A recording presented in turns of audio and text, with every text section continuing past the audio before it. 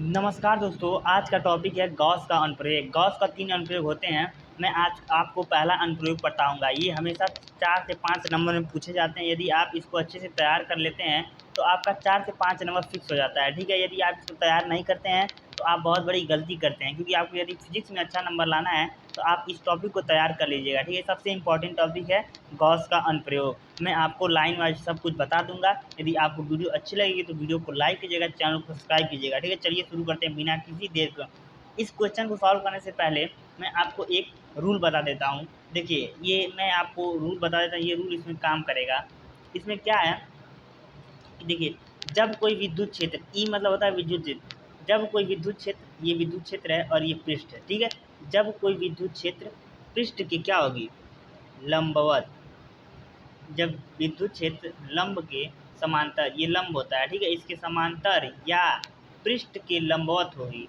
यदि पृष्ठ पे लंबवत मतलब होगी तब थीटा का मान 0 होगा। ठीक है, और आपको ये पता होना चाहिए जब विद्युत क्षेत्र ई जो है वो पृष्ठ है, ये पृष्ठ ना पृष्ठ के समांतर होगी। ठीक है, तब थीटा का मान क्या होगा, 90 होगा। या लंब के लंबवत होगी तब होगा। ये दो रूल आपको पता होना चाहिए। ठीक है, ये आप दोनों रूल आपको पता होना चाहिए कि यदि जो विद्युत क्षेत्र लंब के समांतर और पृष्ठ के लंबवत होगी तो थीटा का मान 0 होगा। यदि विद्युत क्षेत्र जो है, विद्युत क्षेत्र की तीव्रता लंब के लंबवत और पृष्ठ के समांतर होगी तो थीटा का मान 90 डिग्री होगा। क्योंकि इस जो ये रूल है इस टॉपिक में काम आएगा। यदि आप लोग इसको कॉन्सेप्ट को क्लियर कर लेते हैं तो आपको यह करने में कोई भी दिक्कत नहीं होगी। चलिए शुरू करते हैं। देखिए, ये है एक गोलीय पृष्ठ। ठीक है, इसमें S1 पृष्ठ, S2 पृष्ठ, S3 पृष्ठ, 3 पृष्ठ हैं इसमें। ठीक है, और इसकी लंबाई L है, इसकी त्रिज्या R है, और बिंदु P पर हमें विद्युत क्षेत्र की तीव्रता ज्ञात करनी है। ओके फ्रेंड, चलिए हम लोग आगे चलते हैं। ठीक है दोस्तों, आपको नीचे लिखना है, मान लो अनंत लंबाई का एक सीधा आवेशित तार L है जिस पर रैखिक आवेश घनत्व लैम्ब्डा है। ठीक है, यह R दूरी पर एक बिंदु P पर विद्युत क्षेत्र की तीव्रता ज्ञात करनी है। देखिए, आपको चित्र में देख लीजिए क्या बोला है। एक अनंत लंबाई का, ठीक है, एक तार है जिसकी लंबाई L होगी और R दूरी पर एक बिंदु P है जिससे विद्युत क्षेत्र की तीव्रता ज्ञात करनी है। ठीक है, इसके बाद आपको क्या लिखना है, आपको 3 पृष्ठ दिया है।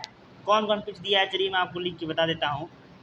S1, S2 व S3 3 पृष्ठ हैं।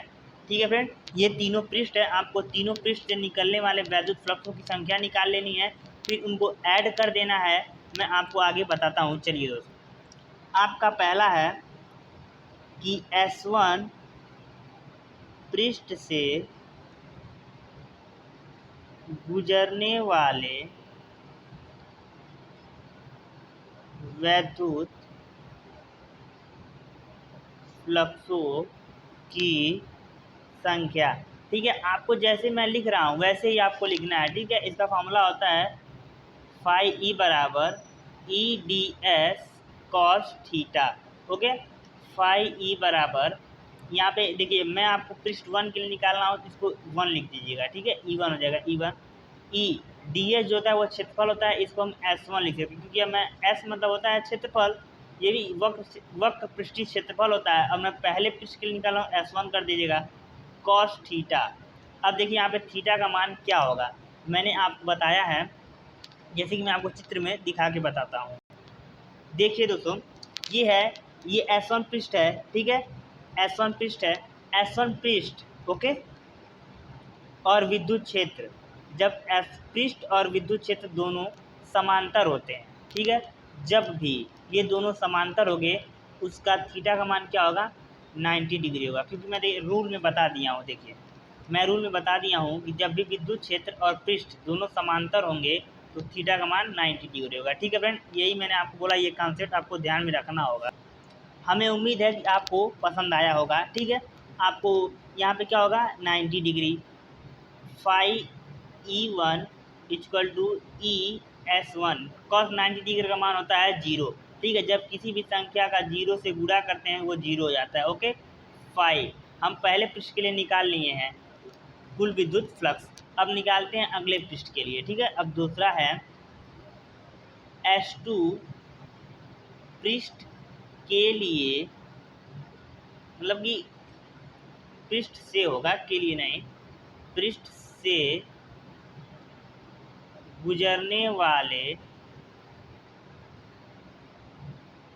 कुल वैद्युत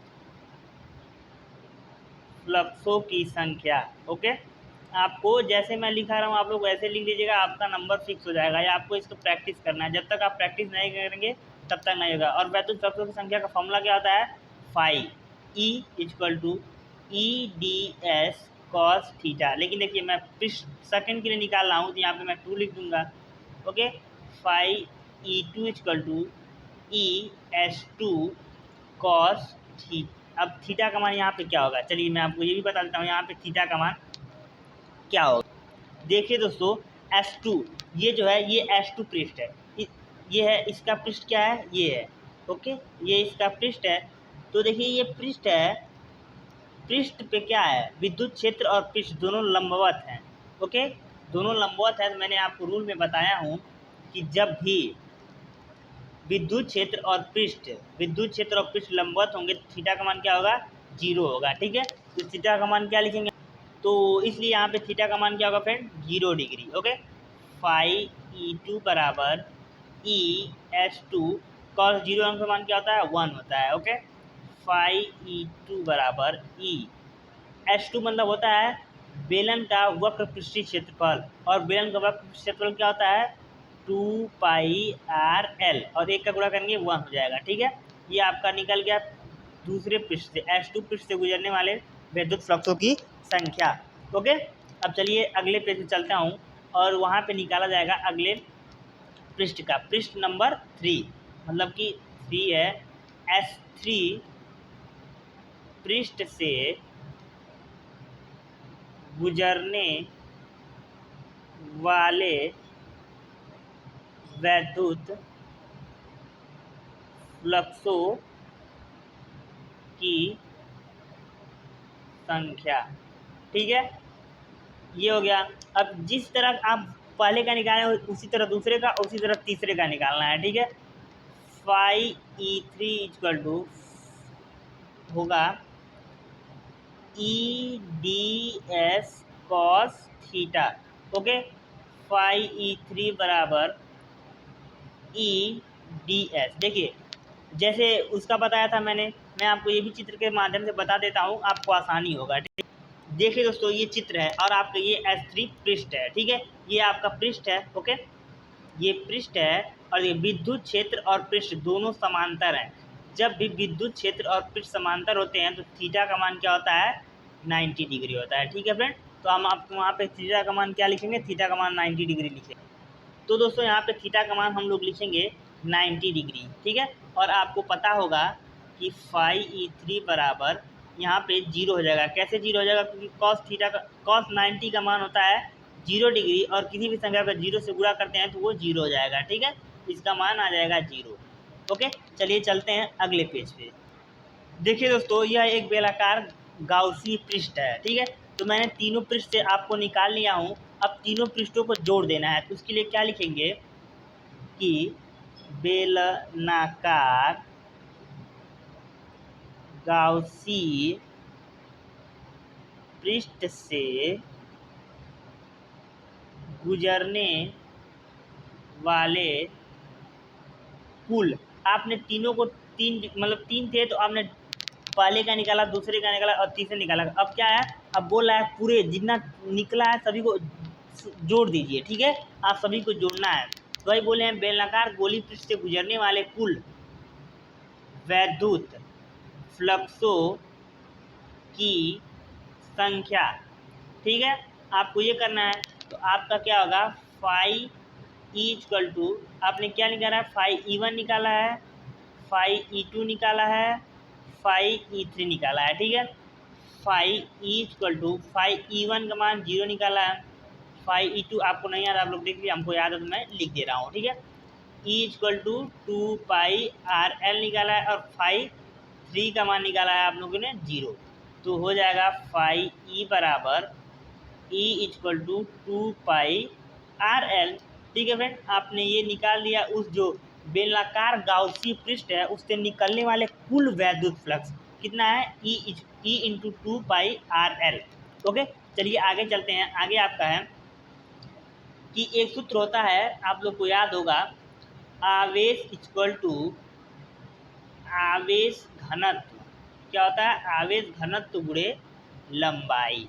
ठीक है, आवेश को Q से प्रदर्शित करते हैं, आवेश घनत्व को लेमडा से, ओके, और लंबाई को L से। जो एक ये फार्मूला बन गया है। ठीक है, और आपका ये आपको पता होगा, जब आप क्लास 12 में पढ़े होंगे गाउस का मतलब पृष्ठ, चाहे प्रमेय बोलिए चाहे नियम बोलिए, तो इसका सूत्र क्या होता है? फाई ई बराबर Q equal to epsilon naught. Okay friend, तो फाई ई का मान मैंने ऊपर निकाला है, आप लोगों ने देखा फाई ई का मान मैंने निकाला। देखिए यहाँ पे कीड़े थोड़े आ गए हैं, तो फाई ई का मान मैंने निकाला, यहीं पे रख दे रहा हूँ, इक्वल टू 2πr_l। और देखिए ऊपर मैंने क्यू का मान निकाला है, पाई मतलब इसको लेमडा बोलते हैं, लेमडा एल रख दिए, और नीचे क्या है? Epsilon not. इसको एप्सिलॉन नॉट बोलते हैं, बहुत से बच्चे नहीं लिख पाते हैं। ठीक है फ्रेंड, इसको एप्सिलॉन नॉट बोलते हैं, बहुत से लोग नहीं जानते हैं, मैं आपको बता देता हूँ। तो देखिए यहाँ पे जो L है, L से L कट गया, और E को वहाँ पे वैसे ही लिख देंगे, और जो 2πr है उसको नीचे ला देंगे, lambda upon 2πr into epsilon not. ठीक है, यही जो है, ठीक है, यही है अनंत लंबाई के सीधे आवेशित तार के कारण वैद्युत क्षेत्र की तीव्रता। और देखिए ये कभी कभी ऐसे भी पूछ देता है कि रैखिक आवेश घनत्व के कारण वैद्युत क्षेत्र की तीव्रता क्या पूछ देता है? प्रश्न को देखिए घुमा फिरा के पूछता है, क्योंकि आप बोर्ड एग्जाम में है, और ये हमेशा 5 नंबर में यही आपका आंसर है फ्रेंड। ठीक है, ये 5 नंबर में हमेशा पूछे जाते हैं, और ये बहुत ही इंपॉर्टेंट टॉपिक है, क्योंकि ये गॉस के अनुप्रयोग से आता है। ठीक है, गॉस का अनुप्रयोग सबसे इंपॉर्टेंट टॉपिक है, यदि आप इसको तैयार कर लेते हैं तो आपका अच्छा नंबर जरूर आएगा। ठीक है, चलिए दोस्तों, वीडियो अच्छी लगे तो वीडियो को लाइक कीजिएगा, चैनल को सब्सक्राइब कीजिएगा। यदि आपको कोई भी डाउट हो तो आप लोग कमेंट में जरूर दीजिएगा। ठीक है, धन्यवाद, राधे राधे।